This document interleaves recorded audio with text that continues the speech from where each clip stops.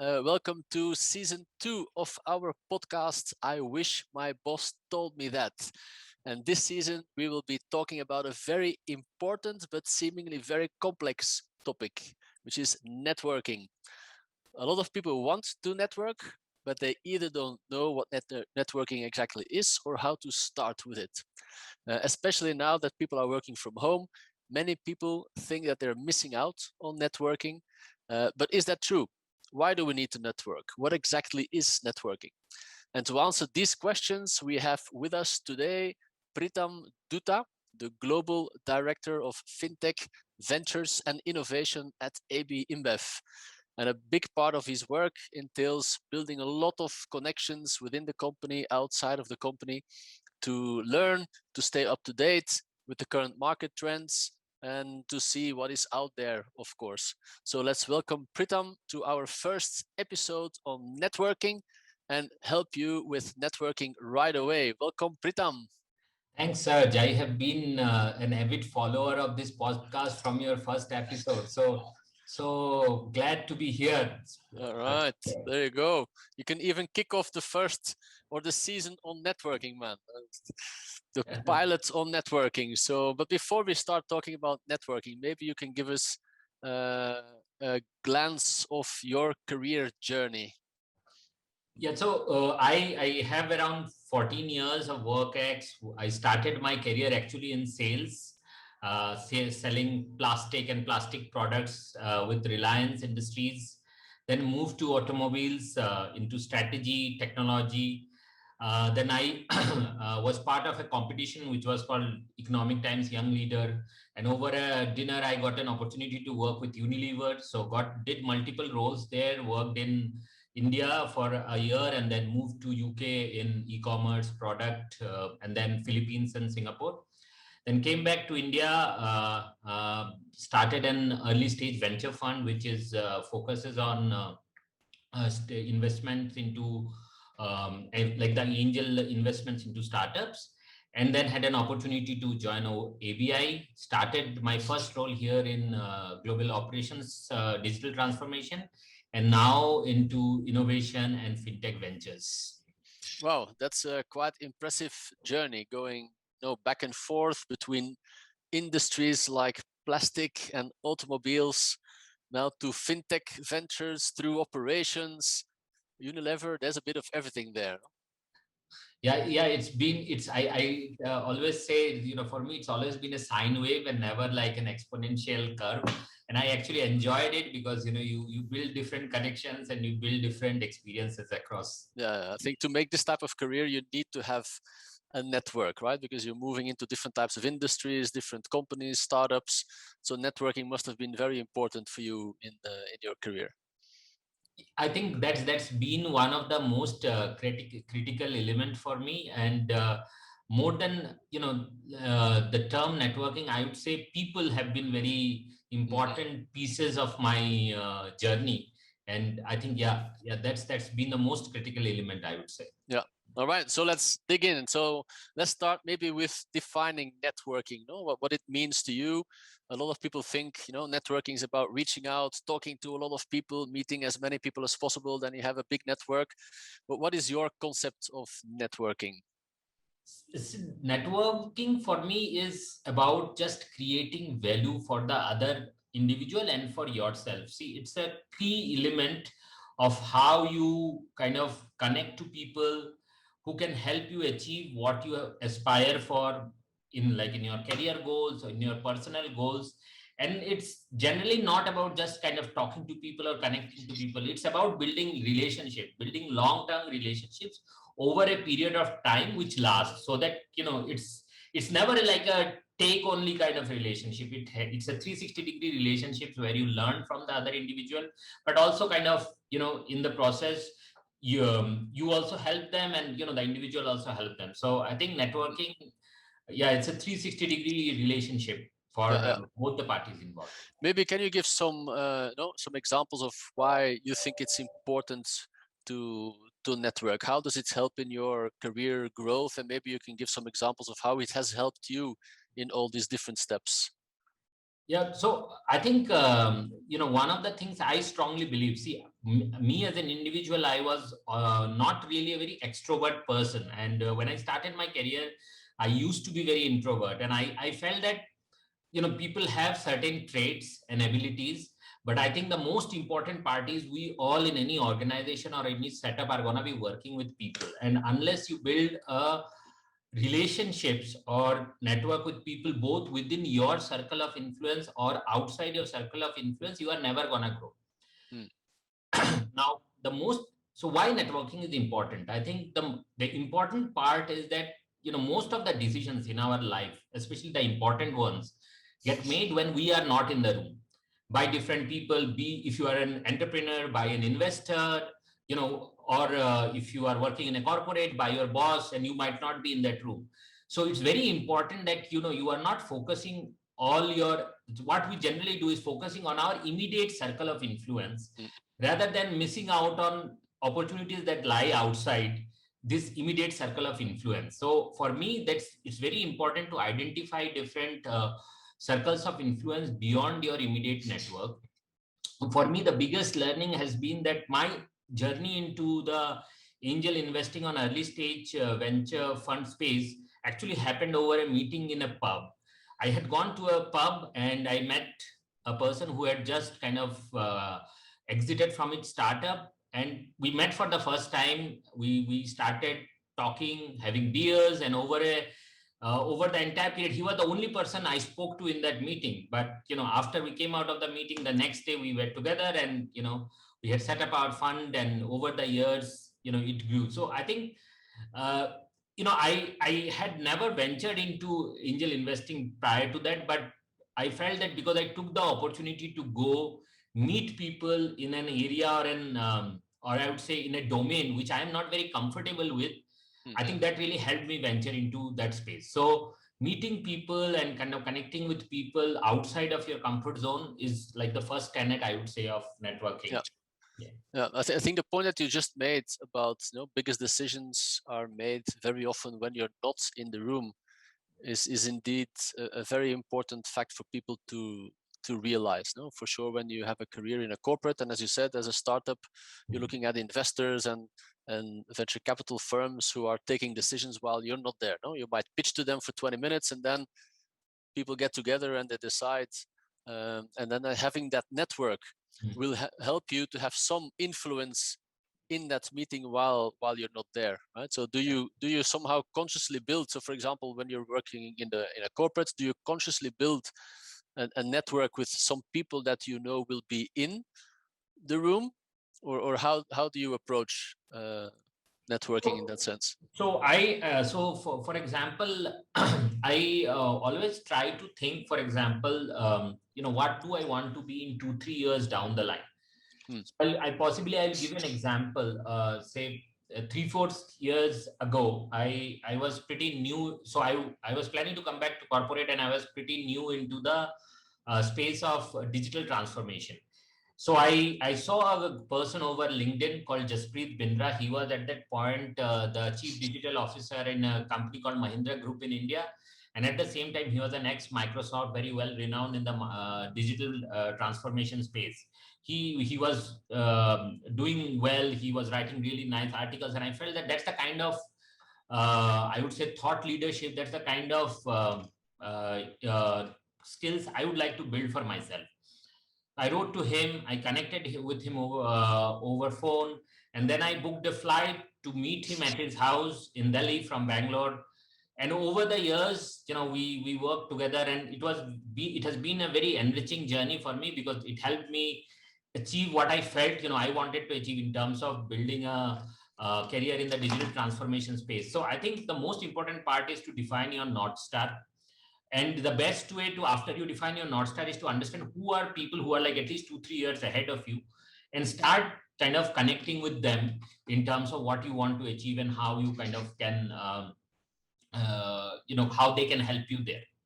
Okay, so you network really in a kind of a goal-oriented way. Yeah. Where do you want to be in a couple of years? Who is already there, right? And who Mhm. can basically take you along or help you on that Journey. journey? And that's how you kind of proactively build your network. And So it's not about, as I said in the introduction, going to a convention, talking to as many people as possible, handing out business cards. You're taking it much more from a, let's say, a goal-oriented way.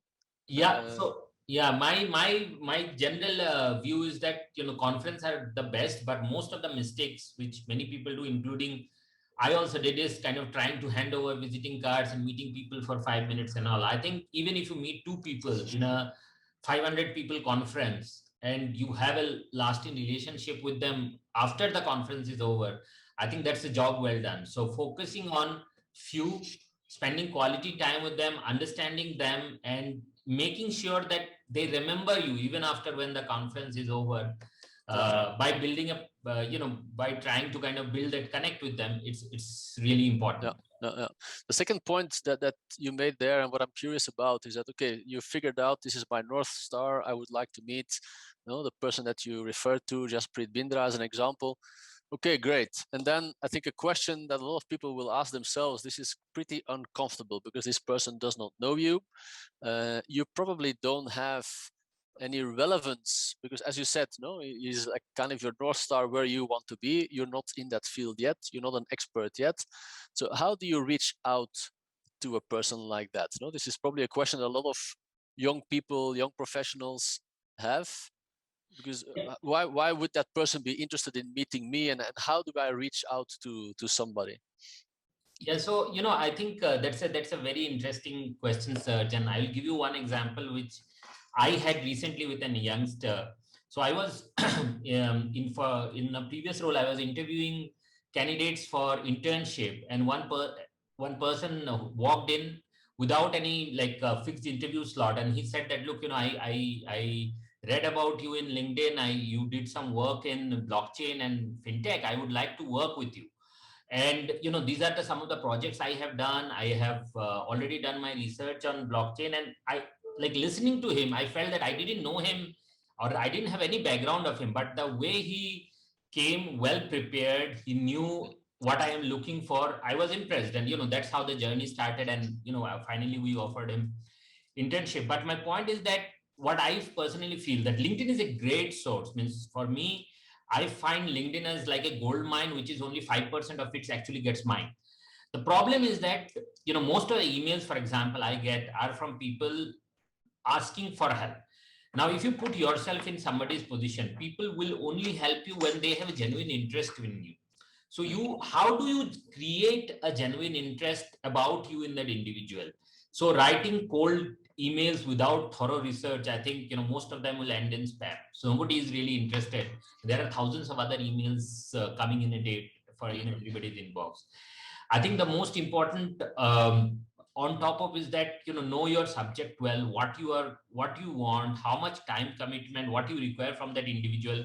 Being very specific also adds. For example, when I when I wrote a note to the, so for my second role in Unilever, I dropped kind of a semi cold email to the CEO of Unilever India, saying that to give, asking for an opportunity to work with Unilever. I researched about that individual, went through his background, and shared that learnings in the email. So I got a response within 30 minutes saying that, hey, why don't you talk to our HR? So doing that research is absolutely important, because really most of the people are busy, and unless you do that research, and everybody loves to hear about themselves. So how much have you kind of really research about that individual before you have tried to reach out to them? And third thing is that the one thing I personally believe, that every individual needs to have stories. And it's more common with us Indians, that we are so kind of fixated with our I would say 9 to 5 jobs, or 9 to 12 jobs sometimes, as well as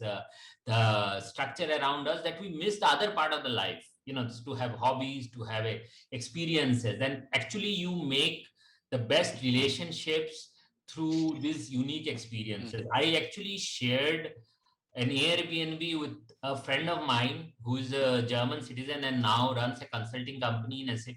And we are very good, close friends. We talk to each other very frequently, and we help each other in the professional front also. But my point was that you don't make relationships talking about Excel sheets and PowerPoint. Nobody is interested in that. So what do you have interesting in you that people will be attracted towards you in any conversation? Leave even for any Mm. network.